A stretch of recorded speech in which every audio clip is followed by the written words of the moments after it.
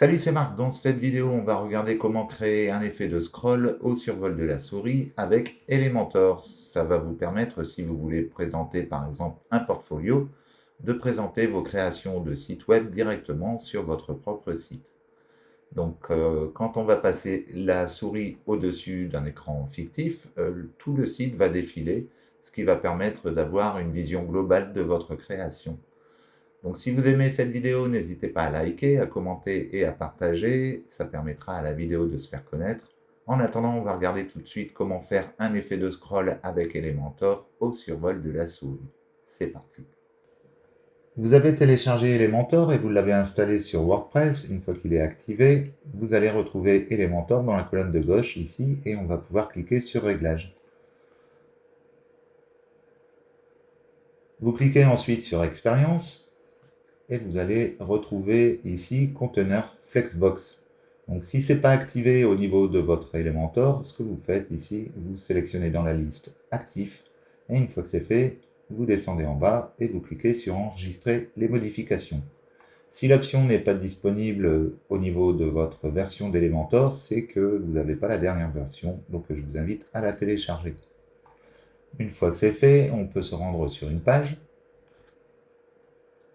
Et ici, on va ajouter une page. Je vais donner un nom à ma page, je vais l'appeler ma page, et je vais la publier. On clique ensuite sur Modifier avec Elementor. Et on arrive sur la page par défaut d'Elementor. La première chose que je vais faire, je vais me rendre au niveau des réglages. Et ici, au niveau de modèle de page, je vais sélectionner Elementor Canva. Ça va nous permettre d'avoir une page toute blanche, ce qui sera plus pratique pour le tutoriel. Ici, je vais descendre le navigateur. Et donc maintenant, on peut s'apercevoir qu'on a la possibilité d'intégrer des conteneurs à l'intérieur de nos pages. Un conteneur, c'est à peu près l'équivalent des sections que l'on avait avant. Les mises en page vont être un petit peu différentes, et notamment au niveau du responsive, c'est beaucoup plus souple d'utiliser des conteneurs que les simples sections. Dans notre exemple, on a donc les conteneurs qui sont là. On va pouvoir les insérer au niveau de la page de deux manières, soit en prenant l'élément et en le glissant dans la page, soit en cliquant sur le bouton plus qui se situe au milieu de la page. Ici, on a différentes structures qui sont proposées au niveau des conteneurs. On va sélectionner la structure à deux éléments. Et donc, c'est un conteneur qui contient deux autres conteneurs à l'intérieur. Ce conteneur, on va le décaler un peu du haut en allant sur l'onglet Avancer. Au niveau de la marge, ici, je vais désélectionner le chaînage. Et au niveau du haut, ici, je vais mettre 200 pixels. On a donc notre conteneur avec deux conteneurs à l'intérieur. Ce que je vais faire un clic droit sur l'un d'eux et je vais faire dupliquer. Il est donc sélectionné. Si jamais vous avez des difficultés pour sélectionner les différents éléments, vous pouvez cliquer ici sur Navigateur et vous aurez cette fenêtre qui va apparaître. Cette fenêtre va vous permettre de sélectionner les différents blocs plutôt que de cliquer dans les coins des fenêtres ici. Ici, vous pourrez sélectionner plus facilement, surtout quand il y a beaucoup d'éléments à l'intérieur de vos conteneurs. On a donc sélectionné le conteneur du milieu. Ce que je vais faire, je vais me rendre sur l'onglet Avancer. Et ici, au niveau de la marge interne, je vais mettre 10 pixels. On va ajouter un conteneur à l'intérieur de ce conteneur. Pour ça, on se rend au niveau des widgets. Je prends un conteneur et je le glisse à l'intérieur. Dans ce conteneur, on va pouvoir lui insérer une image. Donc pour ça, on se rend au niveau des widgets. Je vais sélectionner une image que je vais glisser à l'intérieur du conteneur. Donc on a bien notre conteneur extérieur avec un conteneur à l'intérieur qui comporte une image. Cette image, je vais aller la sélectionner. Donc je clique sur Choisissez une image. Et vous retrouverez un lien qui sera sous la vidéo qui vous permettra de télécharger cette image. Donc cette image, c'est l'écran d'un ordinateur que vous pouvez utiliser sur vos projets, car c'est une image en Creative Commons. Donc vous pouvez l'utiliser comme vous voulez. Une fois que vous avez téléchargé l'image en cliquant sur le lien, vous arrivez avec votre image sur votre ordinateur. Pour la télécharger au niveau de WordPress, vous allez cliquer sur téléverser des fichiers. Vous allez sélectionner l'image sur votre ordinateur et elle va s'insérer au niveau de vos médias. Au niveau de vos médias, vous allez pouvoir la sélectionner et l'insérer au niveau de votre page. Cette image, on va lui donner une taille d'image qui sera entière et on va se rendre aussi sur l'onglet Style. Dans la largeur de l'image, on va passer ça en pourcentage et on va mettre 100%. On a maintenant une image qui prend toute la largeur du conteneur. En dessous de cette image, on va insérer un nouveau conteneur. Donc pour ça, on se rend dans les widgets et on va sélectionner un conteneur qu'on va glisser en dessous du conteneur qui contient l'image. Ce conteneur, on va le sélectionner, on va le passer en pleine largeur et ici, on va cliquer sur pourcentage et on va marquer 92. Ça nous permet d'avoir un conteneur qui est légèrement plus petit que le conteneur qui est au-dessus. Ça va correspondre à la largeur de l'écran intérieur, c'est-à-dire tout ce qu'on voit avec des carrés gris et blancs.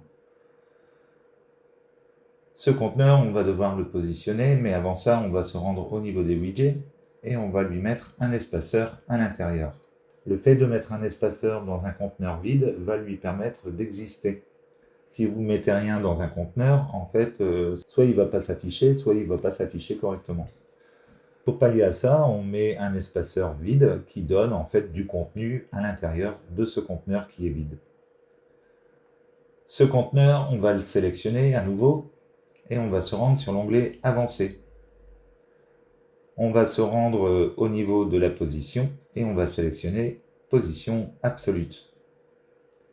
On va pouvoir également déplacer ce conteneur à droite et à gauche en gérant l'orientation horizontale et l'orientation verticale. Pour ça, on va sélectionner pourcentage et pourcentage. Dans la première case, on va mettre 4 et dans la deuxième case, on va mettre 5. On a maintenant le haut de notre rectangle qui est positionné correctement. On sélectionne toujours notre élément et cette fois-ci, on va se rendre au niveau de l'onglet Avancé et on va sélectionner marge interne ici, mais avant ça, on va décocher la chaîne. Au niveau de la marge interne en haut, ici, on va pouvoir marquer 49. Il faut se mettre en pourcentage ici et on va marquer 49. On se retrouve donc avec notre fenêtre complète qui comporte toujours notre espaceur ici. Donc l'espaceur, on va le sélectionner et on va le mettre à 0. Ce qui nous permet vraiment d'avoir une fenêtre qui correspond à la taille de notre écran. On va donc sélectionner notre conteneur et on va aller au niveau du style. Ici, on va sélectionner type d'arrière-plan et on va cliquer sur Image. Je vais sélectionner la capture d'écran d'un site web. Donc pour faire des longues images comme ça, vous pouvez les faire avec une extension de Google qui se nomme Go Full Page. Donc Go Full Page, c'est une extension Chrome, vous l'installez, elle sera disponible donc directement dans votre navigateur et vous allez la retrouver sous forme d'appareil photo ici. Donc quand vous allez vous rendre sur une page, imaginons que là j'ai pris Trave Theme comme exemple, qui est une longue page, ça va permettre de pouvoir faire une capture d'ensemble de cette page. Pour ça, il suffit de cliquer sur l'appareil photo et ici, l'extension va se mettre en marche. Une fois que l'extension a terminé toutes les sections de la page, vous allez pouvoir télécharger l'image au format PDF ou au format PNG. C'est plutôt pratique quand vous faites des travaux pour des personnes, au moins vous avez une capture d'ensemble de votre création directement sur une seule image.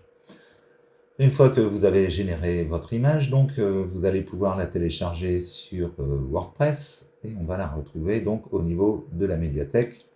Vous la sélectionnez et on va donc l'insérer en tant qu'arrière-plan de notre conteneur. On va ensuite régler cet arrière-plan en choisissant sa position ici. On va sélectionner supérieur centré. En dessous, au niveau de répéter, on va mettre non répété. Et au niveau de la taille, ici, on va mettre couvrir. On a maintenant l'image qui est positionnée correctement sur notre écran. Donc ici, on a toujours la visibilité de l'espaceur, mais ça ne s'affiche pas. C'est un espace blanc, donc tout va bien. On a maintenant la position au survol. On va choisir également un type d'arrière-plan et on va sélectionner exactement la même image. Donc on clique dessus, on prend l'image, on l'insère. Cette fois-ci, au niveau de la position, on va sélectionner inférieur centré. Au niveau de la répétition, on va mettre non répété. Et au niveau de la taille, on va mettre couvrir. On a exactement la même chose, mais maintenant, quand on survole, on peut voir qu'on a un effet de scroll qui se produit. Donc on va augmenter ici le délai pour le rendu, et comme ça scrolle un peu moins vite et c'est beaucoup plus digeste. Donc évidemment, ça dépendra de la taille de la page que vous avez mis au niveau de votre image. On peut aller voir ce que ça donne, donc on va faire une mise à jour. On va faire une visualisation et on arrive sur notre page. Donc ici, quand on scrolle, tout se passe bien. Ce qu'on va faire maintenant, on va revenir au niveau de notre page. Ici, je vais choisir l'élément du fond. Je vais faire un dupliqué. Choisir encore l'élément du fond. Ici, je vais faire un dupliqué. Et ici, je vais supprimer les deux conteneurs qui ne nous servent pas. Et donc, on a nos trois écrans. On va maintenant passer à la partie responsive du site. Donc, pour ça, on va cliquer ici sur mode responsive. Et on va pouvoir sélectionner le type d'appareil. On va prendre déjà les tablettes. On peut voir que l'affichage est plutôt pas mal. Alors ici, on n'a pas un aperçu correct. Pour ça, il suffit de cliquer ici sur l'élément qui se situe à gauche. Et comme ça, on peut avoir une vision rapide de la page. Donc sur tablette, ça se passe bien. Sur écran ordinateur, ça se passe bien. On va aller voir sur portable. Et ici, on peut voir qu'on a un problème au niveau du débordement. On va revenir sur notre élément.